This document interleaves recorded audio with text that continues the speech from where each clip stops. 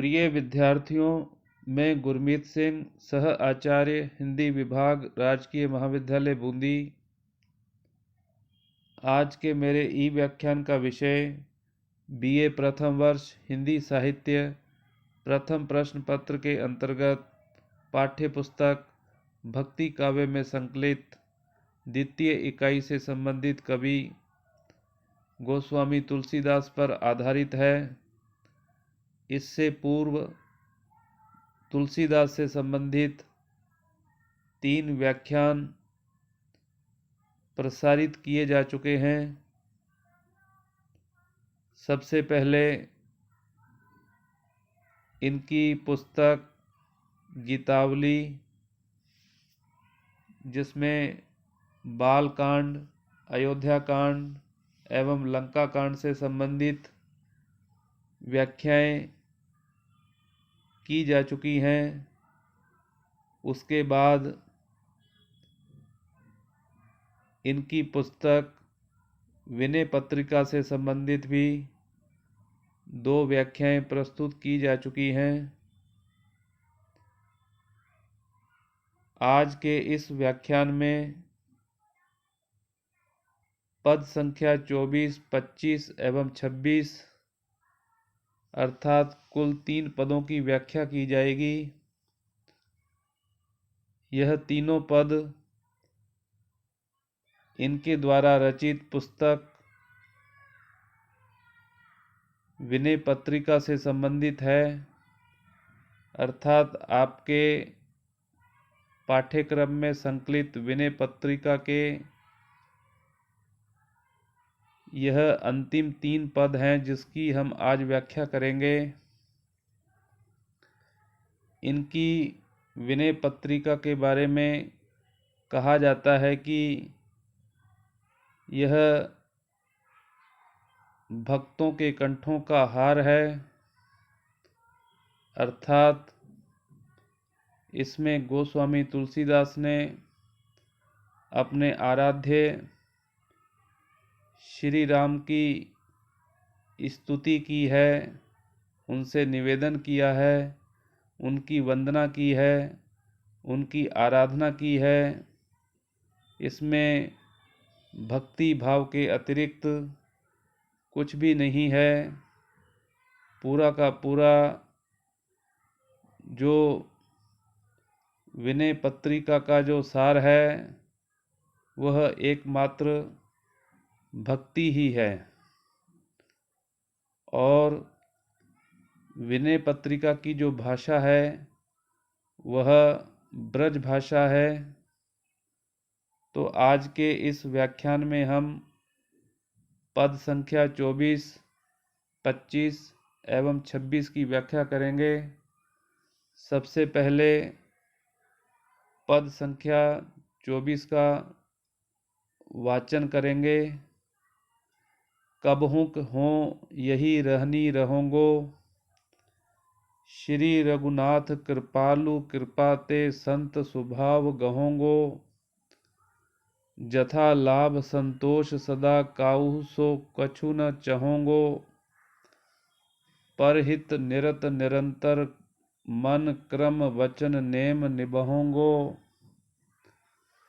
परुष वचन अति दुसह श्रवण सुनी तेहि पावक न दहोगो, विगत मान सम शीतल मन पर गुण नहीं दोष कहोगो, पर हरि देह जनित चिंता दुख सुख सम बुद्धि सहोगो, तुलसीदास प्रभु यही पथ रही अविचल हरि भक्ति लहोगो। यह 24वां पद है जो विनय पत्रिका से संबंधित है। विनय पत्रिका का यह पद तुलसीदास वाले पाठ से लिया गया है, अर्थात उसमें संकलित है। तुलसीदास जी बुराइयों से रहित संत स्वभाव प्राप्त करने की कामना रखते हैं ताकि वे अविचलित भाव से हरि की भक्ति में लीन रह सकें। यह पद इसी संदर्भ में है। कबहू को हों यही रहनी रहोगो, हों अर्थात मैं। तुलसीदास जी कहते हैं कि मैं कब तक इस प्रकार का जीवन व्यतीत करना अपनाऊंगा जब मैं कृपालु राम की कृपा से संतों के से स्वभाव वाला हो जाऊंगा। श्री रघुनाथ कृपालु कृपाते संत स्वभाव गहोंगो। संतों का सा स्वभाव में ग्रहण करूंगा। और यह किसकी कृपा से होगा? जो कृपालु हैं, दया के सागर हैं, श्री राम की कृपा से ही यह संभव हो पाएगा। उस स्थिति में होने पर तो जो कुछ मिल जाएगा उसी से संतुष्ट रह सकूंगा और किसी से कोई शिकायत नहीं किया करूंगा। जथा लाभ संतोष सदा, काहू सो कछु न चहोंगो। जथा लाभ, जो कुछ मिल जाए उसी में संतुष्ट रहना हमेशा, और किसी से कुछ भी प्राप्त करने की कामना न रखना, ऐसा मेरा स्वभाव बन जाएगा। मेरा जीवन इस प्रकार का कब होगा कि मैं दूसरों के हित, परहित, निरंतर मन क्रम वचन नेम निभाऊंगो। मेरा जीवन इस प्रकार का कब होगा कि मैं दूसरों के हित के कार्यों में लीन रहूंगा और इस कार्य का मन, कर्म और वाणी से निर्वाह करूंगा। परुष वचन अति दुसह श्रवण सुनी, तेहि पावक न दहोंगो। किसी के अत्यंत असहनीय परुष वचन, कठोर वचन को कहते हैं अति दुसह श्रवण सुनी। अपने कानों से सुनकर अत्यंत असहनीय कठोर वचन सुनकर भी मुझ में क्रोध की आग नहीं जला करेगी। तेहि पावक न दहोंगो। कब वह स्थिति प्राप्त होगी कि जब मुझ में सम्मान पाने की इच्छा न रहेगी। विगत मान सम शीतल मन, पर गुण नहीं दोष कहोंगो। कब वह स्थिति प्राप्त होगी कि जब मुझ में सम्मान पाने की इच्छा न रहेगी, मन हर स्थिति में शीतल रहेगा, सम शीतल मन, और दूसरों के दोषों की चर्चा करने के बजाय गुणों का ही वर्णन किया करूंगा। पर गुण नहीं दोष कहूंगो। मैं दूसरों के दोष नहीं अपितु उनका गुणगान किया करूंगा। ऐसा मेरा स्वभाव कब होगा? परिहरि देह जनित चिंता, दुख सुख समबुद्धि सहोंगो। तुलसीदास प्रभु यही पथ रही, अविचल हरि भक्ति लहोंगो। वह स्थिति बड़ी आदर्श स्थिति होगी जब मैं शरीर से उत्पन्न, परहरि देह जनित, देह से उत्पन्न, शरीर से उत्पन्न, परहरि कहते हैं छोड़ने को। जब मैं शरीर से उत्पन्न चिंता छोड़कर सुख दुख में समत्व बनाए रखा करूंगा। सुख दुख समबुद्धि सहोंगो। तुलसीदास जी कहते हैं कि हे प्रभु, जीवन की ऐसी आदर्श स्थिति प्राप्त होने पर मैं अविचलित, अविचल हरि भक्ति लहूंगो। अविचलित भाव से आपकी भक्ति कर पाऊंगा। ऐसा मेरा स्वभाव आपकी कृपा से कब बन जाएगा? मैं ऐसी कामना आपसे व्यक्त करता हूँ कि मेरे में अच्छाइयाँ ही अच्छाइयाँ हों, गुण और आदर्श भर जाएं, कि मैं किसी की न तो निंदा करूं, न किसी के दोषों का बखान करूं। तुलसीदास जी ने प्रस्तुत पद में संतों के जीवन की आदर्श विशेषताओं का उल्लेख किया है। उन्होंने कामना की है कि मेरे जीवन में ये अच्छाइयाँ आ जाएं। इन अच्छाइयों के बिना भगवान की भक्ति में बाधा उत्पन्न होती है। तुलसीदास जी ने अपनी कामना के माध्यम से संतों के जीवन की विशेषताओं से अवगत कराना चाहा है। इन विशेषताओं के बिना ईश्वर भक्ति बाधित होती रहती है, ऐसा उनका मानना है। उसके बाद पद संख्या 25वां आता है। यह भी विनय पत्रिका से संबंधित है, काफ़ी महत्वपूर्ण पद है। परीक्षा की दृष्टि से भी। जाके प्रिय न राम वैदेही, सो छांडिए कोटि बैरी सम यद्यपि परम स्नेही। तजो पिता प्रहलाद विभीषण बंधु भरत महतारी, बलि गुरु तजो कंत ब्रज बनितनी, भय मुद मंगलकारी। नाते नेह राम के मनियत सुहृद सुसेव्य जहाँ लो, अंजन कहा आँख जही फूटे बहुतक कहो कहाँ लो। तुलसी सो सब भांति परम हित पूज्य प्राण ते प्यारो, जासो होए स्नेह राम पद एतो मतो हमारो। प्रस्तुत पद तुलसीदास वाले पाठ से लिया गया है। यह तुलसी की विनय पत्रिका से लेकर भक्त मंजरी में संकलित किया गया है। प्रस्तुत पद में तुलसीदास जी यह बतलाना चाहते हैं कि किसी से भी कोई रिश्ता क्यों न हो, यदि वह व्यक्ति ईश्वर की भक्ति में बाधक बने तो उसे छोड़ देना चाहिए। ईश्वर के प्रति तो रिश्ता रहना ही चाहिए। जाके प्रिय न राम वैदेही, सो छांडिए कोटि बैरी सम यद्यपि परम स्नेही। तुलसीदास जी कहते हैं कि जिस व्यक्ति को राम और सीता प्रिय नहीं है या नहीं लगते, वह व्यक्ति हमारा कितना भी स्नेही क्यों न हो, उसे करोड़ों शत्रुओं के समान मानकर त्याग देना ही श्रेयस्कर है। तुलसीदास जी अपनी बात के समर्थन में उदाहरण देते हुए कहते हैं कि प्रहलाद ने अपने पिता हिरण्यकश्यप को, तजो पिता प्रहलाद विभीषण बंधु, विभीषण ने अपने भाई रावण को, भरत महतारी, भरत ने अपनी माता कैकेयी को, बलि गुरु तजो, राजा बलि ने गुरु शुक्राचार्य को, कंत ब्रज बनितनी, ब्रज की महिलाओं ने अपने पतियों को त्याग दिया था। भय मुद मंगलकारी, यह त्याग करने वालों के लिए प्रसन्न और कल्याण प्रदान करने वाला ही सिद्ध हुआ। नाते नेह राम के मनियत सुहृद सुसेव्य जहाँ लो, मित्र और पूज्य जितने भी रिश्ते हैं वे सब राम के प्रति स्नेह रखने वाले हों, तभी उन रिश्तों को, रिश्तेदारों को मानना चाहिए, अन्यथा नहीं।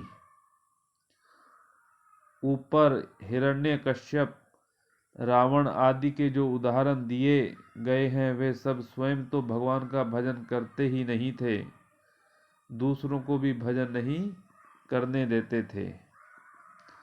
तुलसीदास जी कहते हैं कि जिस काजल को आंखों में लगाया जाए, अंजन कहा आंख जही फूटे बहुतक कहो कहाँ लो, जिस काजल को आंखों में लगाया जाए और उससे आंखें ही फूट जाएं तो वह काजल किस काम का, उसे तो फेंक देना ही ठीक होता है। तुलसी सो सब भांति परम हित पूज्य प्राण ते प्यारो, जासो होए स्नेह राम पद एतो मतो हमारो। तुलसीदास जी कहते हैं कि और बहुत वर्णन कहाँ तक करूं, अधिक कहने की आवश्यकता नहीं है। वे कहते हैं कि वही व्यक्ति सब प्रकार से परम हितकारी, पूज्य और प्राणों से भी अधिक प्रिय माना जाना चाहिए, जिससे राम के चरणों में स्नेह बढ़ाने में सहायता मिले। हमारा तो यही मत या सलाह है। तुलसीदास जी राम के अनन्य भक्त थे। उन्हें राम से अधिक हितैषी कोई भी प्रतीत नहीं होता था। जो राम भक्ति में बाधक हो उससे तुलसी का कोई लेना देना न था, संबंध न था। यही राय तुलसी दूसरों को देना चाहते हैं।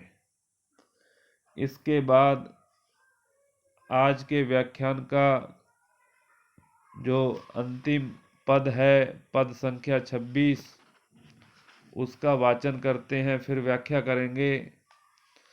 मन पछिते हैं अवसर बीते, दुर्लभ देह पाई हरिपद भजु कर्म बचन अरु हीते। सहस बाहु दस बदन आदि नृप बचे न काल बलीते। हम करी धन धाम संवारे अंत चले उठ रीते। सुत बनितादि जानी स्वार्थ रत न करु नेह सबहि ते। अंतहु तो ही तजेंगे पामर तू न तजे अबहि ते। अब नाथहि अनुराग जागु जड़ त्यागु दुरासा जीते। बुझे न काम अग्नि तुलसी कहूँ विषय भोग बहु घीते। यह 26वां पद है जो आपकी पाठ्य पुस्तक में विनय पत्रिका शीर्षक से संबंधित अंतिम पद है। प्रस्तुत पद तुलसीदास वाले पाठ से लिया गया है। यह विनय पत्रिका से संकलित है। तुलसीदास जी दुर्लभ मानव जीवन का भगवान का भजन करने में सदुपयोग करने का सुझाव दे रहे हैं। भजन बिना पछताना पड़ेगा। मन पछिते हैं अवसर बीते। अवसर समाप्त होने पर मन में पश्चाताप व्यक्त करना पड़ता है। तुलसीदास जी कहते हैं कि अवसर का सही उपयोग न किया तो मन को पछताना पड़ेगा। मनुष्य शरीर अत्यंत दुर्लभ है। दुर्लभ देह पाई हरिपद भजु कर्म वचन अरु हीते। यह बहुत कठिनाई से प्राप्त होने वाला है या यों ही प्राप्त नहीं होता है। तुलसीदास जी के कहने का तात्पर्य है कि पहले किए हुए पुण्य कार्यों के आधार पर और ईश्वर की कृपा होने पर मनुष्य शरीर मिलता है।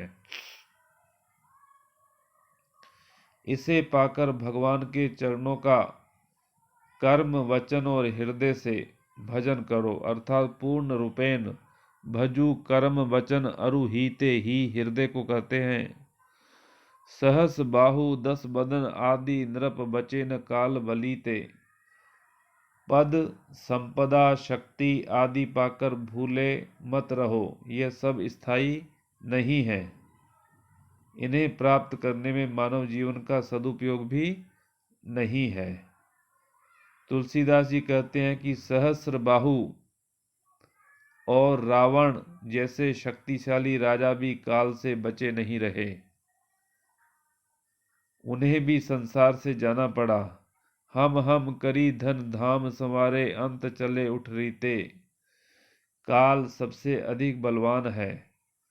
रावण जैसे शक्तिशाली राजाओं में हम ही सब कुछ हैं ऐसा भाव रखकर धन महल आदि जुटाए, किंतु अंत में उन्हें खाली हाथ जाना पड़ा। उनके धन धाम आदि सब यहीं पड़े रह गए। सुत बनितादि जानी स्वार्थ रत न करु नेह सबहि ते। मनुष्य तू यह जान ले कि पुत्र पत्नी आदि सभी संबंधी अपना अपना स्वार्थ देखते हैं। इस कारण तू इनके प्रति लगाव मत रख। ये अभी स्वार्थ के कारण तेरे साथ हैं, अंत में ये सब तुझे त्याग देंगे। अंतहु तो ही तजेंगे पामर तू न तजे अबहि ते। अंत में ये सब तुम्हें त्याग देंगे। इनके प्रति आसक्ति रखना और ईश्वर जो कि स्वार्थी नहीं हितैषी है उसके प्रति लगाव प्रेम न रखना नीचता का कार्य है। समझदारी इसी में है कि इस वास्तविकता को समझकर तू पहले ही इन संबंधियों को त्याग दे। अब नाथहि अनुराग जागु जड़ त्यागु दुरासा जीते। बुझे न काम अग्नि तुलसी कहूँ विषय भोग बहु घीते। तुलसीदास जी कहते हैं कि हे मनुष्य, तू सबके स्वामी भगवान से अनुराग कर। अब नाथ ही अनुराग, भगवान का भजन न कर सांसारिकता में लिप्त रहना जड़ता का लक्षण है। जाग जड़ त्याग दुरासा जीते। मनुष्य तू सचेतन प्राणी होने के कारण सोच समझकर काम कर। तू जाग जा और जड़ता को छोड़ दे। संसार से किसी भी प्रकार की आशा रखना दुराशा मात्र है। सांसारिकता से तेरा उद्धार नहीं होगा। जिस प्रकार घी पड़ने से अग्नि और बढ़ जाती है, बुझे न काम अग्नि, काम रूपी अग्नि, तुलसी बहु विषय भोग बहु घीते। तुलसीदास जी कहते हैं कि जिस प्रकार घी पड़ने से अग्नि और बढ़ जाती है, उसी प्रकार सांसारिक विषयों का भोग करते जाने से इच्छाएं तृप्त नहीं होती और अधिक बढ़ती जाती हैं। जब इच्छाएं कभी तृप्त नहीं हो सकती तो इनमें लिप्त क्यों रहा जाए। प्रस्तुत पद में तुलसीदास जी आगाह करते हैं कि भगवान का भजन न कर इस संसार में ही आसक्त रहे तो अंत में पछताना पड़ेगा। समझदारी इसमें है कि अभी से सावधान रहा जाए। तुलसीदास जी मनुष्य जीवन पाकर भगवान का भजन करना ही सब प्रकार से कल्याणकारी मानते हैं। सांसारिक विषयों के प्रति आसक्ति ईश्वर भजन में बाधक है। वे बतलाना चाहते हैं कि ईश्वर के अतिरिक्त सब कुछ नश्वर है, इसलिए उसी भगवान को प्राप्त करने का प्रयास करना चाहिए। उसे प्राप्त करने का उपाय भजन ही है, अर्थात ईश्वर की भक्ति है। इस पद में अनुप्रास, उपमा, रूपक, काव्यलिंग आदि अलंकारों का प्रयोग सफलता के साथ किया गया है। इस प्रकार आज के इन तीनों पदों में जो विनय पत्रिका से संबंधित थे, ये तीनों पद तुलसीदास जी द्वारा भक्ति से संबंधित पद हैं और विनय पत्रिका से संबंधित पद यहीं समाप्त होते हैं। इसके बाद अगला व्याख्यान कवितावली से संबंधित होगा, जिसको अगले वीडियो में प्रसारित किया जाएगा।